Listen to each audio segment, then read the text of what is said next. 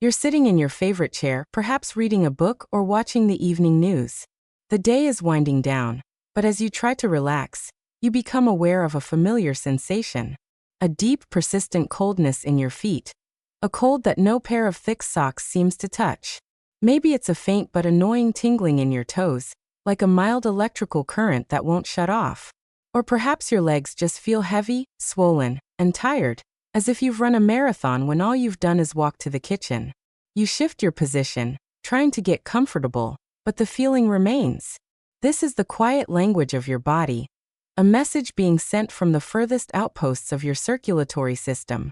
A message that says the flow of life, the vital river of your blood, is struggling to complete its journey. For countless seniors, this is more than a minor annoyance.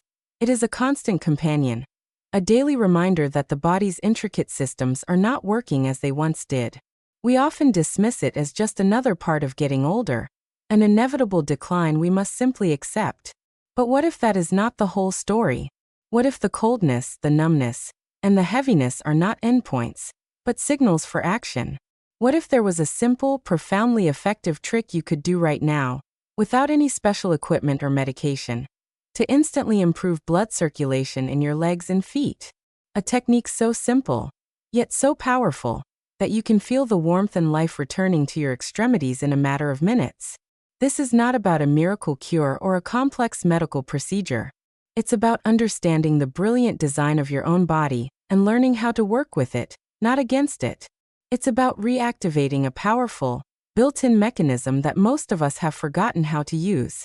The truth is, your legs contain what physiologists refer to as a second heart, a system designed to defy gravity and efficiently pump blood from your feet all the way back up to your chest.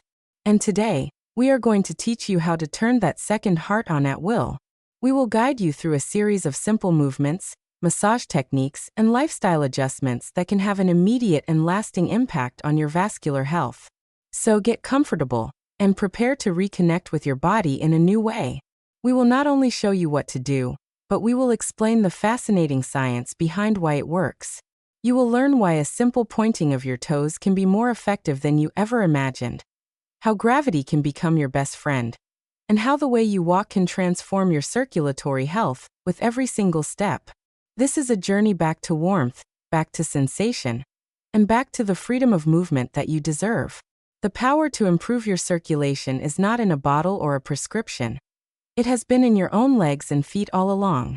You just need to be shown the key to unlock it. Before we learn the simple trick, we must first appreciate the incredible challenge your circulatory system faces every single day. Think of your heart as a powerful pump at the center of a massive, intricate plumbing system. With each beat, it pushes oxygen-rich blood through a network of arteries, which are like large highways branching into smaller and smaller roads, all the way down to the tiniest streets, the capillaries in your toes. This part of the journey is relatively easy. The heart's powerful push and the force of gravity help the blood get down to your feet. The real challenge, however, is the return journey. Now the deoxygenated blood, carrying waste products, has to travel all the way back up to the heart and lungs to be refreshed. This upward journey is a constant battle against gravity. Your veins, the vessels that carry blood back to the heart, do not have a powerful pump like the arteries do. Instead, they rely on a different, more subtle system. Inside your larger veins are a series of tiny, one-way valves. When blood is pushed upward, these valves open to let it pass. Then they snap shut to prevent it from flowing backward. But what provides the push? This is where the magic lies, and it is the key to understanding our simple trick. The push comes from the muscles surrounding the veins. Every time you contract a muscle in your legs, it squeezes the veins embedded within it, pushing the blood upward, from one valve to the next. The most important set of muscles for this process are your calf muscles. They are so crucial, in fact, that they are often called the second heart, or the calf muscle pump. When you walk, run, or even stand on your tiptoes, your calf muscles contract and squeeze the deep veins in your lower legs with incredible force, propelling blood powerfully against the pull of gravity. However, as we age, we often become more sedentary. We spend more time sitting in chairs, with our legs bent and our calf muscles inactive. When this second heart is not pumping regularly, the blood begins to pool in the lower legs. The pressure builds up, the veins can become stretched, and fluid can leak out into the surrounding tissues, causing swelling, coldness, and that heavy, achy feeling. The simple trick, therefore, is all about learning how to consciously and effectively activate this calf muscle pump, even when you are not walking. So here it is, the simplest and most immediate technique to improve circulation, which you can do right now, whether you are sitting in a chair or lying in bed. It's called the ankle pump. To begin, get into a comfortable seated position with your feet flat on the floor, or lie on your back with your legs resting comfortably. Now focus on one foot. Slowly and deliberately, point your toes away from you as far as you can, as if you are pressing down on a gas pedal. Hold this position for 3 seconds. You should feel a gentle contraction in your calf muscle. This is the squeeze that pushes the blood upward. Now slowly and deliberately, reverse the motion. Flex your foot, pulling your toes up towards your shin as far as you can. Hold this for another 3 seconds. You should feel a stretch in your calf and the muscles on the front of your shin engaging. This is the release that allows the veins to refill with blood, ready for the next pump. Repeat this simple pointing and flexing motion 10 to 15 times with one foot. Then switch to the other foot and do the same. As you are doing this, try to visualize what is happening inside your leg. With every point, you are activating your second heart, squeezing those deep veins and pushing stagnant, deoxygenated blood up past the one-way valves, back towards your heart. With every flex, you are allowing fresh, oxygen-rich blood to flow down and refill those vessels. This is not just a passive stretch. It is an active pumping mechanism. After performing a set on both feet, you may already start to feel a change. A subtle warmth, a lessening of the tingling, a feeling of lightness. This is the instant feedback from your body, telling you that you have successfully improved the flow. To make this even more powerful, you can perform the ankle pumps with both feet at the same time. You can also incorporate ankle rotations. After a set of pumps, gently and slowly rotate your feet at the ankles, making large circles. Do 10 circles in a clockwise direction, and then 10 circles in a counterclockwise direction. This movement engages different muscles in the lower leg and foot, further stimulating blood flow and lubricating the ankle joint itself. The beauty of these exercises is their versatility. You can do them first thing in the morning before you even get out of bed to get the circulation going. You can do them while you are sitting and watching television, reading a book, or even talking on the phone. If you are on a long car ride or a flight, performing ankle pumps and rotations every 20 minutes is one of the best things you can do to prevent blood from pooling and reduce the risk of dangerous blood clots. Make it a habit. Every time a commercial comes on television, see it as a reminder to pump your ankles for a minute or two. Now that you have learned to activate the pump, let's add another layer to our strategy: the power of touch. Self-massage is a wonderfully effective way to manually assist the movement of blood and fluid out of your lower extremities.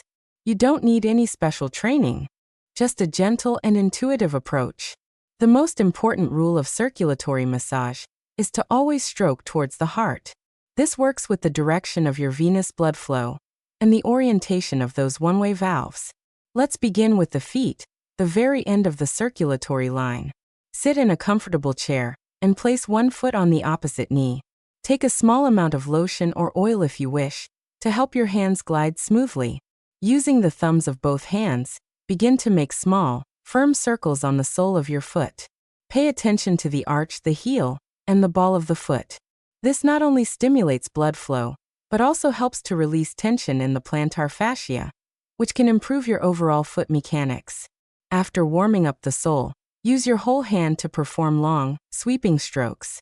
Start at your toes and move firmly up the top and bottom of your foot, over the ankle, and onto the lower leg. Remember, always moving in the direction of your heart. Now let's focus on the calf muscle, our second heart. Using your fingertips and thumbs, begin to gently knead the large muscle at the back of your lower leg. You are not trying to apply deep, painful pressure. Instead, think of it like kneading dough. This gentle squeezing and releasing action physically pushes the pooled blood out of the muscle and into the main veins. After kneading for a minute or two, switch back to those long, sweeping strokes. Place one hand on either side of your shin bone, and with firm but gentle pressure, Slide your hands up from your ankle towards your knee. Do this 10 to 15 times. You can almost feel the fluid and blood being encouraged on their upward journey. Repeat the entire process on the other leg. This 5 to 10 minute massage at the end of the day, especially if you have been on your feet a lot, can dramatically reduce swelling, relieve aches, and leave your feet feeling warm and revitalized before bed.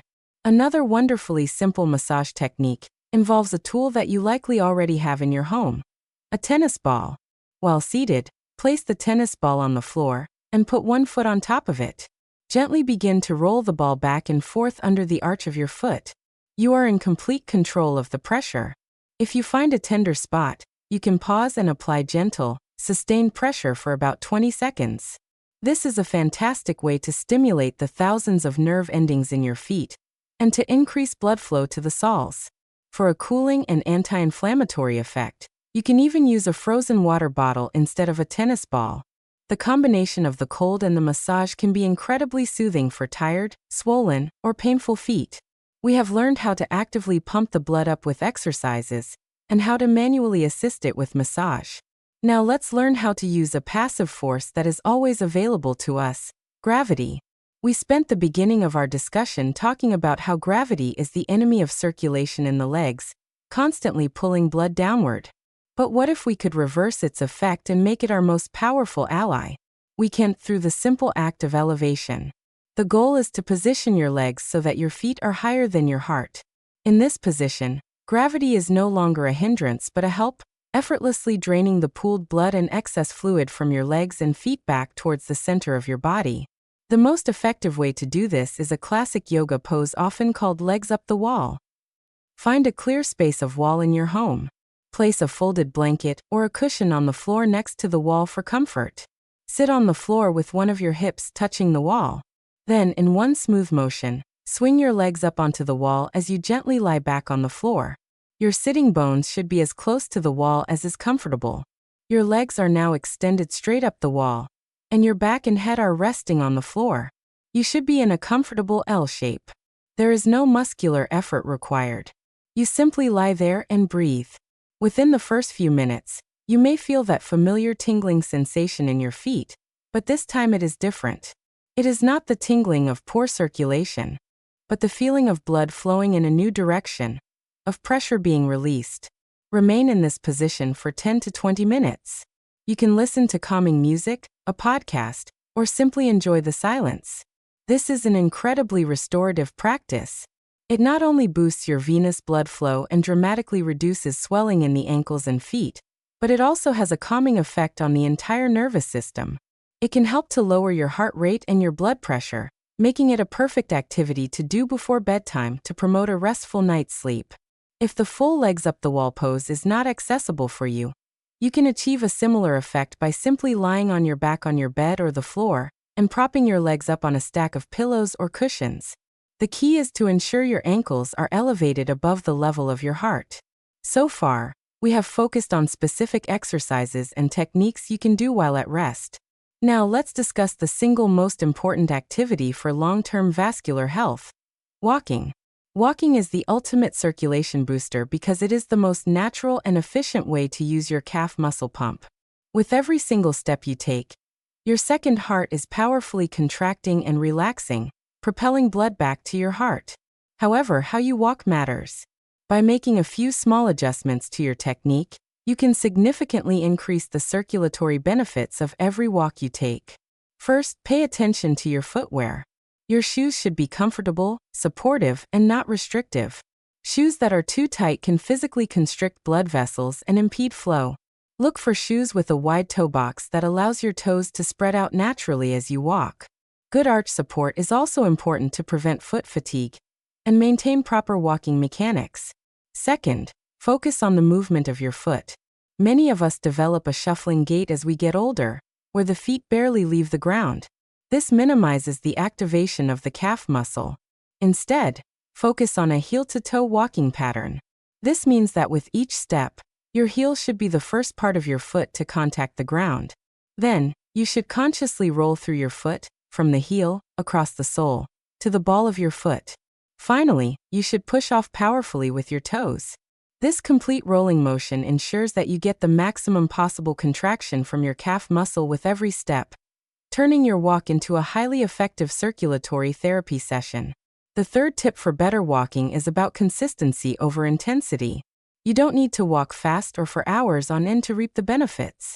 A brisk 20 to 30-minute walk most days of the week is a fantastic goal.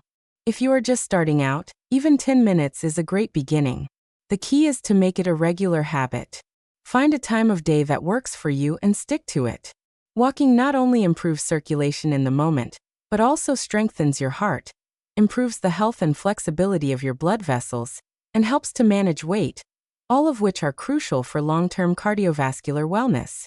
Beyond these active strategies, there are other simple lifestyle factors that play a huge role. Hydration is paramount. When you are dehydrated, your blood literally becomes thicker and more viscous. This makes it much harder for your heart to pump and for the blood to flow through narrow vessels. Imagine trying to suck a thick milkshake through a thin straw. That is what your circulatory system is dealing with when you are dehydrated. Aim to drink plenty of water throughout the day. Keep a water bottle with you as a constant reminder. Your blood, which is about 90% water, will flow much more freely, making all of these other exercises and techniques even more effective. Finally, consider your posture and how you sit. When you sit for long periods, especially with your legs crossed, you can physically compress the major veins in your legs, creating a roadblock for blood flow. Try to be mindful of this. Sit with both feet flat on the floor whenever possible. Make it a rule to stand up, stretch, and walk around for a few minutes at least once every hour. This simple act of breaking up long periods of sitting can make a tremendous difference in preventing blood from pooling in your lower legs. Let's review our comprehensive plan for reclaiming the health of your legs and feet. It starts with the simple trick, the ankle pump. Practice this throughout the day, especially during periods of inactivity. Augment this with gentle self-massage, always stroking towards the heart, to manually assist blood flow and reduce swelling. Incorporate the powerful, passive practice of elevating your legs for 15 to 20 minutes each day to let gravity do the work for you. Commit to regular walking, focusing on proper footwear and a heel-to-toe motion to maximize the power of your second heart. Support all of these efforts by staying well hydrated to keep your blood flowing smoothly, and by being mindful of your posture when sitting. This is not a complicated regimen. It is a series of small, gentle, and intuitive actions that work in harmony with your body's own design. The effects of these simple tricks can be felt almost instantly: a returning warmth, a decrease in swelling, a feeling of lightness. But the true benefits are cumulative. By integrating these habits into your daily life, you are not just temporarily relieving symptoms. You are actively